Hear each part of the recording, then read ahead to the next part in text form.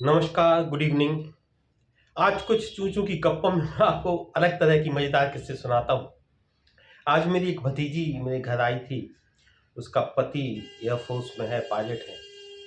तो वो आई तो मुझे उसकी करीब 25-30 साल पुरानी एक घटना याद आ गई कि जब मैं सागर गया था, तो मैं उनके घर गया, तो मेरे रिश्ते में भाई लगते थे, तो उनकी बेटी मेरी भतीजी थी।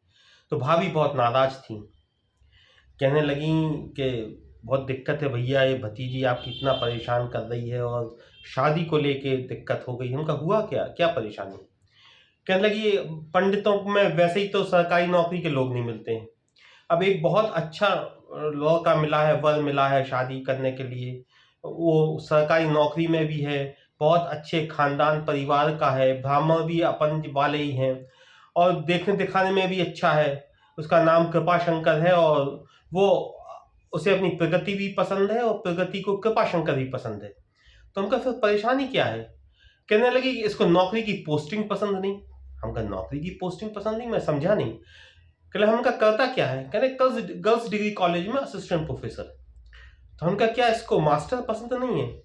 कहले नहीं मास्टर तो पसंद है इसको, लेकिन ये कह रही है कि वो गर्ल्स डिग्री कॉलेज में असिस्टेंट प्रोफेसर, इसलिए मुझे शादी नहीं करनी। मुझे ये बात कुछ समझ में नहीं आई। मैंने कहा मैं समझ नहीं पा रहा हूँ। उन्होंने कहा ना आप समझ पा रहे हैं ना वो समझ पा रही है, हम ही हैं एक मूर्ख। वो थोड़ी परेशान सी थी, गुस्से में थी। कहीं उससे जाके समझाओ ना, आप उससे बात करो। क्या होता है कि हमारे समाज में मास्टर है, पत्रकार है, पंडित जी हैं, ये कुछ लोग ऐसे हैं, ऐसे पद, ऐसे ओहदे हैं कि समझाने के काम भी आते हैं। तो मेरे पास पत्रकार होने के कारण लाइसेंस था समझाने का, कि मैं लोगों को समझा सकता था। मैं बुद्धिजीवी था, मेरे पास लाइसेंस था बुद्धिजीवी होने का। तो मैंने कहा ठीक है, मैं जाकर बात करता हूँ। तो मैं गया, मैंने उससे पूछा कि प्रगति क्या बात है, तुम्हें क्या दिक्कत है? कह भैया हमें उससे शादी नहीं करनी। हमको दिक्कत क्या है? तुम्हें मास्टरी पसंद नहीं, मास्टर पसंद नहीं? कहले नहीं मास्टर तो पसंद है, हमें गर्ल्स डिग्री कॉलेज के मास्टर पसंद नहीं। हमको ये क्या बात हुई यार, मास्टर है, टीचर है, असिस्टेंट प्रोफेसर है, पढ़ा लिखा आदमी है, इसमें क्या दिक्कत है? कहले हमें उनकी बातें पसंद नहीं। हमको मैं समझा नहीं क्या बातें पसंद नहीं। कह नहीं भैया मैं भी गर्ल्स डिग्री कॉलेज में स्टूडेंट थी, मैंने पूरी पढ़ाई वहीं से की है। ये लोग जो बातें करते हैं वो बातें पसंद नहीं। वो क्या बातें करते हैं? कह नहीं हमारे एक फिजिक्स के प्रोफेसर थे, वो एक दूसरी महिला टीचर से बात कर रहे थे। हम क्या बात कर रहे थे? कह नहीं वो कह रहे थे कि जो ये आप स्वेटर बुन रही हैं, ये किस नंबर की सिलाई पे बुन रही हैं? ये 12 नंबर की सिलाई पे तो अच्छी से नहीं आएगी, इसको आप 8 या 9 नंबर की या 10 नंबर की सिलाई पे बुनिए। तो ये कोई बात है एक महिलाओं टाइप की? एक जन हमने सुना वो बात कर रहे थे कि जो कांच के बर्तन होते हैं, जो डाइनिंग सेट होते हैं, उनको कैसे अच्छे से साफ करें। हैं? एक एक टीचर हमारे बात कर रहे थे कि वो गर्म कपड़े कैसे अच्छे से रखें, ताकि हम कहा ये सब चीजें तो आनी चाहिए। और ये महिला पुरुष वाली बातों में तुम कहाँ फंसी हो? ये तो सब एक हम समाज की तरफ जा रहे हैं जहाँ दोनों लोग मिलके घर के काम करते हैं, दोनों लोग एक जैसा सोचते हैं। कल हम नहीं करना ऐसी शादी, मैं उससे शादी नहीं करूंगी। बात समझाने बुझाने पर बनी नहीं, फिर वो शादी टूट गई और उसने शादी नहीं की। मेरे एक दोस्त की उन्हीं दिनों एक शादी और भी टूटी थी। वो टीसी थे, हम लोगों में सबसे पहले जो लोग निकले थे पास करके कॉलेज से, तो सबसे पहले उनकी नौकरी लगी थी, सरकारी नौकरी। लेकिन उनकी एक शादी टूट गई। तो हम लोग बड़े परेशान थे, यानी अजीब सा लग रहा था कि इनकी सरकारी नौकरी वाला पहला अपना दोस्त, उसी की शादी टूट गई। वो जब कन्या देखने गए, लड़की देखने गए, तो उसने पूछा कि आप कैसे क्या काम करते हैं, तो उसने बताया। उन्हीं दिनों ये रिवाज चला था कि वो दोनों लोग आपस में मिलकर बात करते थे। पहले तो एक तरफा था कि लोग जाते थे, लड़की देखते थे, लेकिन उसी समय ना रिवाज शुरू हुआ था कि दोनों लोग आपस में अलग मिलते थे, बात करते थे। तो उसने पूछा, तो उन्होंने बताया भाई सोमवार, बुधवार, शुक्रवार, ऐसे इन्होंने कुछ 3 दिन बताया कि मैं एक्सप्रेस ट्रेन लेके जाता हूँ, और बाकी इन्होंने कुछ बताया कि फिर बाकी के 2 या 3 दिन में मेल ट्रेन लेके वापस लौटता हूँ। तो उसने कहा कि जब तुम अधिकतर समय अगर बाहर रहते हो तो फिर मैं तुमसे मिलूंगी कब? मुझे भी रिजर्वेशन करा के आना पड़ेगा टिकट लेके डिब्बे में, तभी तुमसे मुलाकात होगी। क्योंकि तुम कभी मेल लेके जाते हो, एक्सप्रेस लेके लौटते हो, या एक्सप्रेस लेके जाते हो, मेल लेके लौटते हो, घर कब मिलोगे? और उसके इसको एक मुद्दा सा बना लिया, कहले हम टीसी से शादी नहीं करेंगे, वो पूरे समय तो रेल में रहता है। तो इस तरह की कुछ नौकरियां रहती हैं जो जीवन पर असर डालती हैं।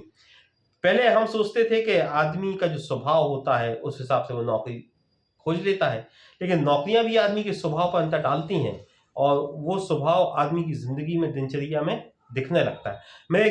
जब मैं बचपन में था तो मेरा एक दोस्त था, तो वो बहुत शैतान था। लेकिन उसके पिताजी पुलिस में थे, तो कई बार उसको हम देखते थे कि वो पुलिसिया तरह से अपने बच्चे को भी सजा दे देते थे। जैसे हम लोग जाएँ तो कई बार वो बंधा मिले, उसको हम लोग पूछें कि क्या हुआ, वो कहाँ गया? तो पता चला कि वो जो है किसी खिड़की से बंधे हैं उसके हाथ-पैर, या वो शैतान बहुत था। फिर बाद में वो मिन्नतें करता था, हम लोग मिन्नतें करते थे कि खेल का समय हो गया है, खेलने जाना है। तो उसकी मम्मी फिर उसको खोल देती थी, बताती थी कि पिताजी आए थे और ये बहुत गुस्से में थे, उसको बाँध के चले गए। हम लोगों में भी ये होता है, जैसे हम पत्रकार हैं तो हम लोगों को एक आदत हो जाती है हर चीज़ में जुगाड़ खोजने की, हर जगह में पहचान खोजने की। जैसे आप मुझसे कहें कि रेलवे स्टेशन पे किसी को लेने जाना है या भेजने जाना है, तो मैं प्लेटफ़ॉर्म टिकट नहीं खरीदूँगा। मैं पता करूँगा कि स्टेशन मास्टर कौन है, फिर बहुत सारे फ़ोन करूँगा, फिर स्टेशन मास्टर से पहचान निकालूँगा, नहीं तो हेड टीसी से पहचान निकालूँगा। फिर उससे कहूँगा, भाई साहब हम ट्रेन में हमारे एक रिश्तेदार आ रहे हैं, उनको लेने जाना है, आप ज़रा किसी को बोल दीजिए। तो ₹10 का एक प्लेटफ़ॉर्म टिकट ना खरीद के मैं बहुत सारा समय बर्बाद करूँगा इस बात में कि पहचान कैसे निकले। फिर पहचान जब निकल जाएगी तो वह टीसी को या स्टेशन मास्टर को उनसे मिलेंगे, बात करेंगे, बहुत सारा समय खराब करेंगे, बहुत सारे जितने का प्लेटफ़ॉर्म टिकट नहीं उससे कई गुना ज़्यादा के तो फ़ोन हो जाएँगे, फिर मैं जाऊँगा, लेने आऊँगा, स्टेशन जाऊँगा। तो पत्रकारों को एक ये आदत हो जाती है मुफ़्त में चीज़ खोजने की या जुगाड़ खोजने की। इसमें पैसा इतना मायने नहीं भी रखता है, लेकिन हमारे अंदर जो कॉम्प्लेक्स हो जाता है कि हमें लोग पहचानते हैं, हमारी चलती है, चाहे वो स्टेशन हो, चाहे वो कहीं भी कोई भी जगह हो। एयरपोर्ट पे जाएँगे तो कोशिश करेंगे कि लॉन्ज में कैसे बैठ जाएँ, कोई पहचान का मिलेगा, किसी को फ़ोन करेंगे, पीआरओ को बुलाएँगे, ये करेंगे, वो करेंगे। अस्पताल में जाएँगे तो डॉक्टर से पहचान खोजेंगे कि लाइन कम लग जाए, कार्ड जल्दी बन जाए। तो ये नौकरी की कुछ विशेषताएँ होती हैं। जैसे हमारे घर में सारे लोग टीचर हैं और बहुत सारे लोग टीचर हैं। जैसे हमारी दोनों बुआ थीं, वो दोनों बुआ लोग टीचर थीं। तो वो लोग जब भी कुछ बोलती थीं तो हम लोग कहते थे, किसी भी विषय पे आप बोलती नहीं हो, आप लोग 45 मिनट का लेक्चर देती हो। तो वो लोग किसी भी विषय पे बोलना शुरू करती थीं तो हम लोग छोटे-छोटे बच्चे थे, सब लोग किचन से थाली ले आते थे और कहते थे, मैडम जी घंटा बज गया, 45 मिनट हो गए, अब आप अपनी बात पूरी करिए, खत्म करिए। तो इस तरह की अलग-अलग नौकरियाँ, अलग-अलग व्यक्ति के व्यवहार में बदलती हैं। आपको भरोसा नहीं होगा, ये गप नहीं सच है कि मेरे एक पहचान के एक जन आए, तो उनके साथ उनकी जो पत्नी थी वो भी थी। उन्होंने भाई साहब इतना डराया, इतनी चीज़ें बताई कि आजकल तो ज़िंदगी का कोई भरोसा ही नहीं है। कभी कोरोना आ जाता है, अभी चीन में एक नया वायरस आया है, कितने दिन तक ज़िंदा रहेंगे पता नहीं। रोड पे चलो तो भाई साहब दिक्कत, आजकल इतनी अ, वाहन चलते हैं कि कब एक्सीडेंट हो जाए कुछ पता नहीं। यानी ऐसा लगने लगा कि वो तो कभी भी हम मर सकते हैं। वो तो अच्छा हुआ मैंने उनसे पूछा कि भाभी जी आप कोई काम करती हैं क्या? कहने लगी हाँ ना, आजकल मैंने एक इंश्योरेंस कंपनी जॉइन की है, मैं उसमें इंश्योरेंस एजेंट हूँ। फिर मुझे थोड़ी शांति मिली, हम कहा माने एक काम ही जीवन बीमा का करती हैं। तो पहले उन्होंने जितना मुझे डराया था मैं नॉर्मल हुआ और फिर मुझे थोड़ा ठीक लगा। तो आपकी नौकरियाँ आपकी ज़िंदगी में और आपकी ज़िंदगी आपकी नौकरी में, दोनों में एक दूसरे में असर डालती हैं। तो ऐसा होता रहता है, तो हमने सोचा कि कुछ मज़ेदार किस्से थे आपको सुनाएँ। और आखिरी में मैं एक बात कहना आप लोगों से बार-बार भूल जाता हूँ कि चूँ चूँ की कप्पें का जो चैनल है, वो लोग आप तो देख ही रहे हैं। जैसे सब्सक्राइब आपने किया भी है, लेकिन अपने जो आपके ख़ास दोस्त हों, जो लोग आपकी बात मानते हों, उनसे भी कहिए ना कि एक घंटी दबा दें, ये मेरा चैनल सब्सक्राइब हो जाएगा। अगर आपको ये गप्पें अच्छी लगती हों तो।